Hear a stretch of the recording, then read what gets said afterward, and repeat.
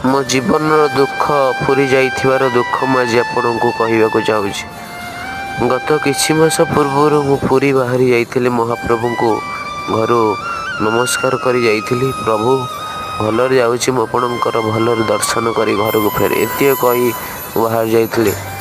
ଆଉ ଯାଇ ପାଖାପାଖି ରାତି 12ଟାରେ ମୁଁ ରେଲୱେ ଷ୍ଟେସନରେ ଓହ୍ଲେଇ ଜୀବନ ଧନ୍ୟ ଲାଗିଲା ଆଜ୍ଞା। ତଳେ ଗଡ଼ିଗଲି, ଷ୍ଟେସନରେ ତଳେ ଗଡ଼ିଗଲି। ତାପରେ ଯାଇ ଗୋଟେ ରୁମ୍ରେ ମୁଁ ରହିଲି।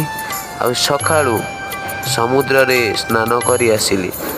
ବଡ଼ଦାଣ୍ଡରେ ଖରା ପ୍ରବଳ ଆଜ୍ଞା, ପାଦ ତାତି ଯାଉଥାଏ, ତଥାପି ଯାଇଥିଲି। ଦୁଃଖ ଆଜ୍ଞା ଏଇଠି, ଯାଇ ଲୋକ ଗହଳିରେ ଆଜ୍ଞା ଦର୍ଶନ ପାଇଲି ନାହିଁ, ଫେରି ଆସିଥିଲି।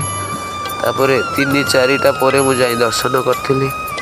ସେଇଠୁ ମୋ ଜୀବନ ଧନ୍ୟ ଲାଗିଲା ଆଜ୍ଞା। ସତରେ କାଳିଆ ଦର୍ଶନରେ ଶାନ୍ତି ଥାଏ, ଧନ୍ୟ ଲାଗେ। ଜୟ ଜଗନ୍ନାଥ ପ୍ରଭୁ।